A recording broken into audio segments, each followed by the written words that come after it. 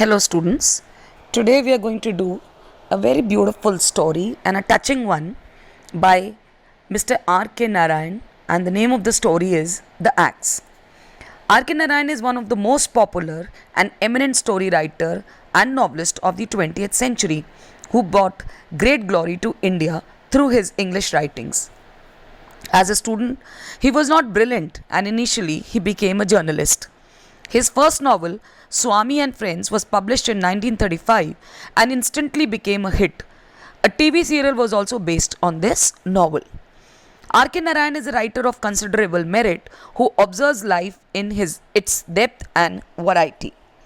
The character he has portrayed are generally from the middle class, and we identify ourselves with them. He has successfully established himself as a creative writer who balances the role of a spokesman of the community, and that is the free spirit of the writer.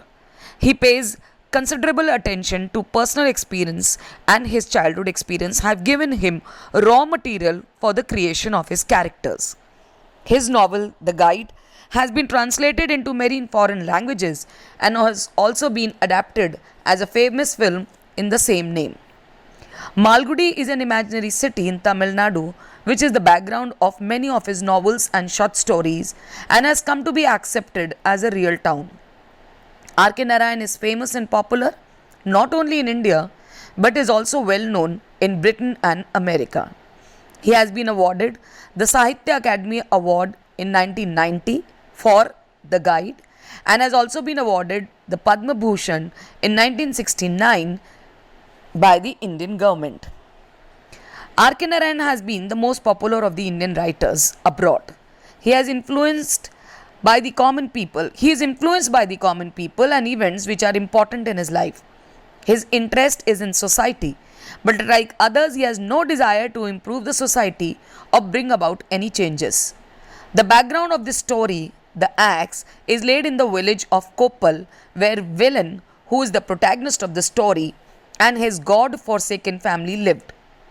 He has mortgaged every bit of his property, and now they were working on the land of others. So, when an astrologer passing through the village foretold that Valen would live in a palatial house with acres of garden around it, people made fun of him. But 30-40 years later, if somebody had inquired about Valen, he would have found Valen living as the sole gardener of the Kumar mansion situated on the outskirts of the Malgudi town. At the age of 18, Velen left home when his father slapped him in the presence of many for coming late for the midday meal. His early days were hard, but at Malgudi, an old man took pity on him and took him as an assistant in the garden. It was nothing but a large weed covered ground which Valen cleared day by day, working hard in the sun till it became as bare as a football ground. The ground was marked. One portion was set aside for the house, and 3 portions were to be developed into garden. Many plants sprouted, and when saplings shot up, the walls were coming up of the house. Valen had to race up with the bricklayers. Variety of flower beds were laid, but this meant very hard work for Valen. He manured and watered the plant most regularly, and the garden was in full bloom. The house had a dome, balconies, deep verandas, and beautifully carved pillars. It was a splendid house, and Valen wondered if people could live in such a magnificent place which existed only in the Swarglok. When he went to the Margosa tree, he asked it to become fat and strong, fit to stand by the side of the house. The writer has nicely pointed out the feelings of the gardener.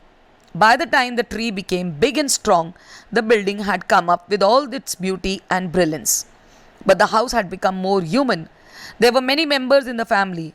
The master had become old and had many grandchildren who romped and played and quarrelled. The lady of the house was a shrunken invalid, and the master walked with a staff. Valen himself had become old. Out of his 14 children, he had lost 8, and his parents and wife as well.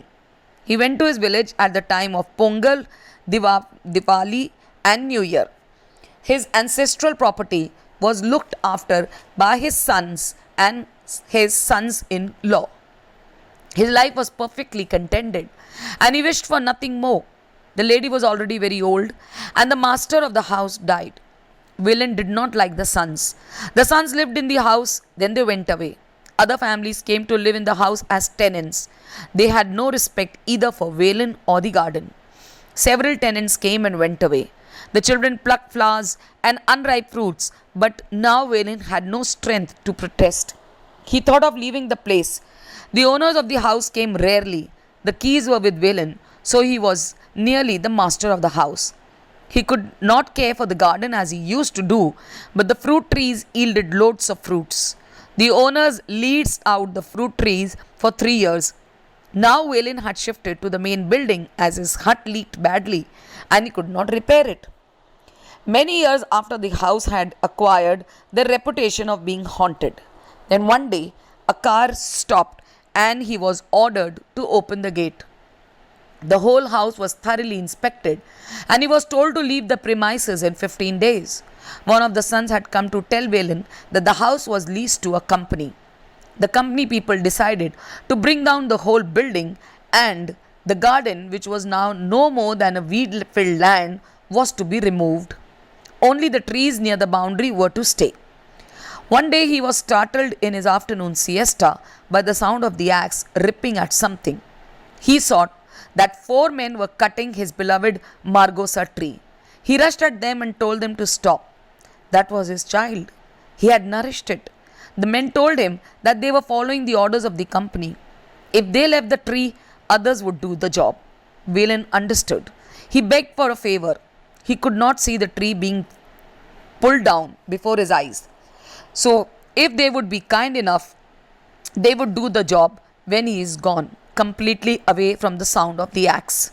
With tears in his eyes, he collected his goods and left the place. When he was some distance ahead, he told them not to start because he could still hear the sound. This is how we develop attachment even for the places, trees, and dumb animals. The writer has beautifully depicted the feelings of a human being. Thank you.